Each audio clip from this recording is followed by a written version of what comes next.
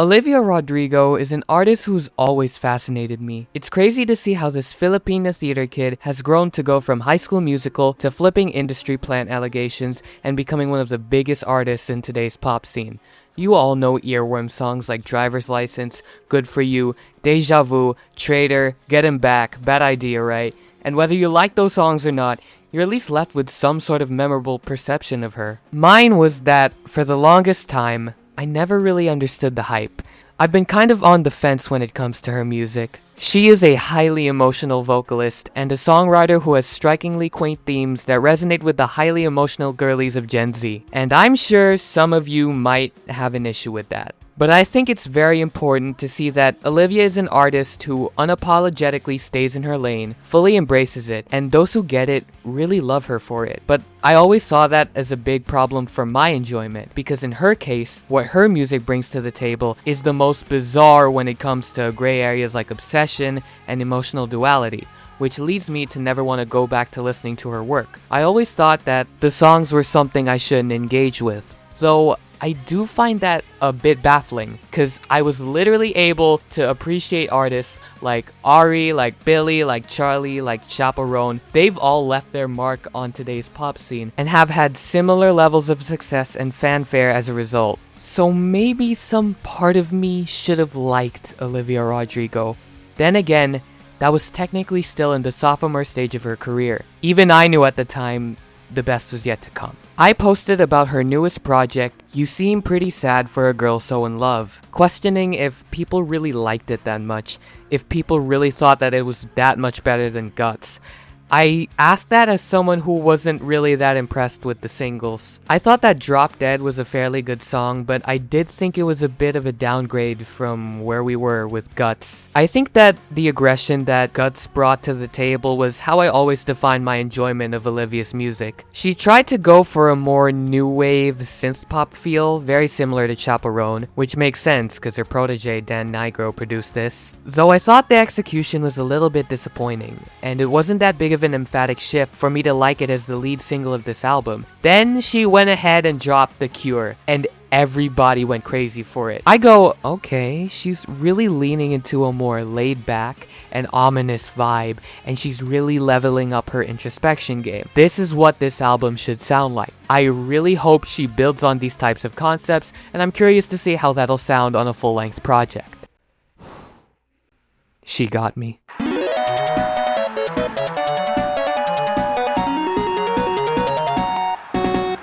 This is Olivia's most stylish, authentic, mature, and cohesive project to date. For once, I can't really brush it off. While it may not have the headbanging hits of Guts or the mainstream appeal of Sour, it just tells me she's transforming into something greater. Getting to hear another much-needed significant leap in quality finally got me to truly appreciate the finest aspects of her skill set. Drop Dead being the lead single was for the sake of familiarity. It was literally the first piece of the puzzle that was supposed to leave the fans wanting more. It was the appetizer before the main course dish. Trust me, I think there's more to that statement than meets the eye. We have known Olivia for her instantaneous mood swings, which often involve unhealthy dynamics that have been sadly romanticized in modern love. Extreme possessiveness, constant pressure, and guilt, all taken to the max by a frightful young girl urgently searching for the pot of gold at the end of the rainbow. Olivia is always quick to write conclusive and quick-to-the-point lyrics. Any chance she gets, she'll pour out her love, she'll vilify someone for breaking her heart, she'll be absolutely devastated in moments of regret, and then snap back to confliction. Constantly swinging back and forth, never a moment of uncertainty. This time, however, uncertainty is the name of the game. These two contrasting singles are what kickstart the two main ideas of an album that always seems to contradict itself. I mean, if you look at the title itself, it is quite an odd remark. You seem pretty sad for a girl so in love. This difference is looked upon two separate halves, both being incredibly instrumental in reframing Olivia's biggest struggles. Instead of fully jumping into immediate conclusions, Olivia decides to completely document every single part of her unraveling to try and pick apart what exactly the problem is. She does this first off by flipping the two ideas on their head. The first 6 songs of the first half, with Purple being used as more of a transition, all work together to tell the first half of the story, The Girl So in Love. It's the optimistic introduction to the situation at hand, painting the picture of what every young girl dreams of in a new crush. It's the upward swing to happiness that's actually beautifully shown on the album's cover. How does Olivia Rodrigo, who is known to be quite unstable, document that idea in full for the rest of the first half? She sees this really cool guy who lights up her eyes, and she wants to know everything about him. So much that she becomes extremely lovesick in her own twisted way. A feeling that she has been prone to being really trivial about. But I think this part of the album does a great job of showing how Olivia is trying to hold on to every single new hope she finds in this new guy. What adds to the listen is that people who are familiar with her character get to experience this rush of euphoria, slowly fade away to the rock bottom we're inevitably going to get towards. Like in every upward swing, what goes up must come down. And for once, she details all of this in real time. Olivia is completely on cloud 9, losing control of the brakes when it comes to her endearing emotions, and what this is actually doing is completely rotting her brain. This half is so purposefully overcompensated with Olivia's usual obsessive antics. She loves this guy more than any stupid, naive love song she can make. They say modern love's a cruel endeavor, but whatever, this one is worth it, right? Time heals the worst of wounds. She is still a zombie looking to feed off her honeybee. Whoever tries to cross the line and get in the way between the two just becomes extra prey for Olivia to munch on. She becomes fully consumed by this relationship.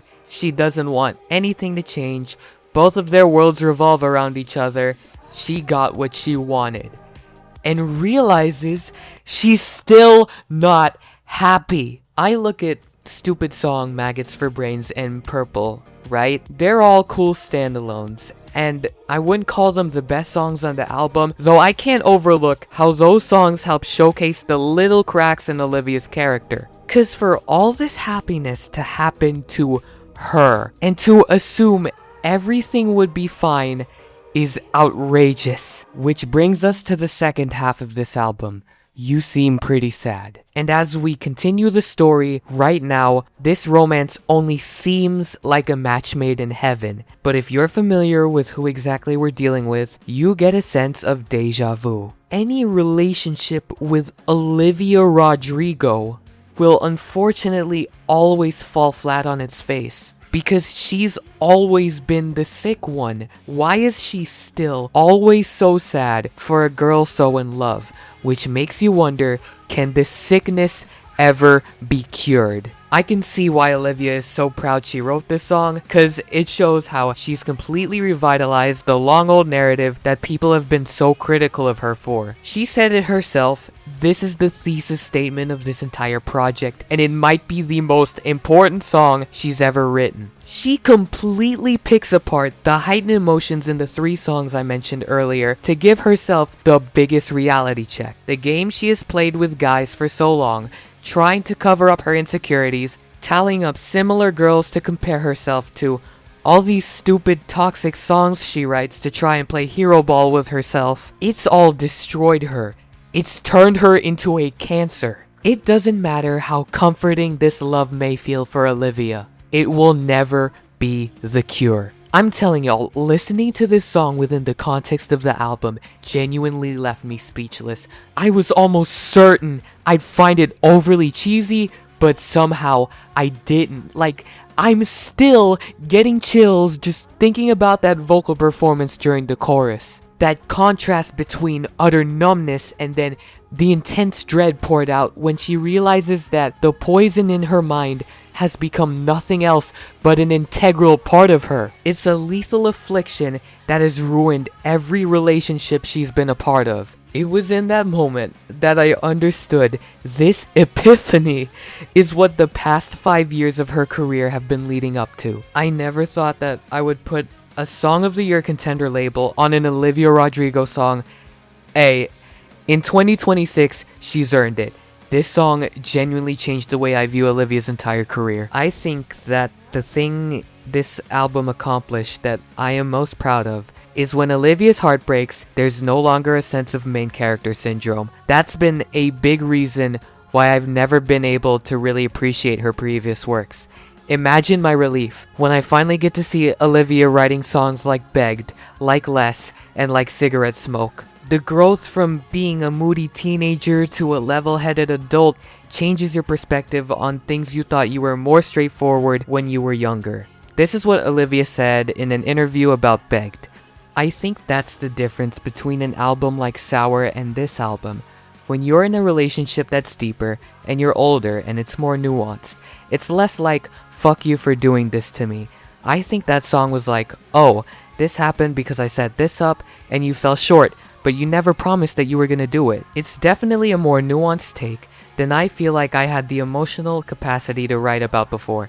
That song is really special to me. Olivia goes on a great run of somber performances that really make you feel like the relationship is getting worse as the album progresses. She's acknowledging that she's always been building fantasies in her head, begging for the love she wants instead of having the patience to accept the type of love he wants to give. What makes a self-reflective moment like What's Wrong With Me featuring Robert Smith, and Less, one of my personal favorite songs, where she finally decides to end the relationship, is that she can once again assign blame and claim this isn't what she desires, but Olivia has to come to terms that she desperately attempted to enable this fantasy. She anticipated that he would be someone he totally wasn't, and that's something she couldn't accept. You say you can't stand to watch me cry a minute more, so you do the noble thing and open up the door. If loving me means letting go and wishing me the best, then I guess I wish you loved me less. It just comes down to the undeniable truth that they are completely incompatible, and there's no lesser evil in this situation. In the end, Olivia faces a complicated and unfortunate truth. True love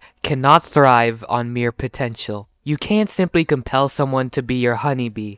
From this point forward, her only option is to just establish better standards for herself. Just please, for the love of God, don't allow yourself, Olivia, to be oblivious to red flags. You'll only descend into greater despair. If it's not for you, it's not for you. I know it's a super goofy cliche how Olivia seems to succumb to every broken relationship and explodes when it doesn't go the way she wants by writing it in a song.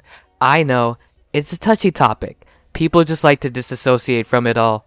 They don't want to hear Olivia writing the same old song, they trash it, they completely dismiss her, and move on.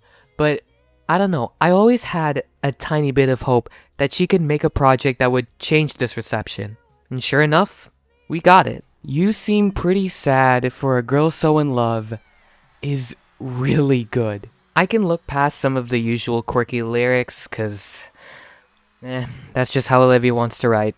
Not much you could do about it, and those are far from the most interesting parts of this album anyway. When she cares, she can write a collection of songs that's quite cohesive, and of course, gets stuck in your head. Yes, it once again ends in pain, but that heartbreak is not purely external.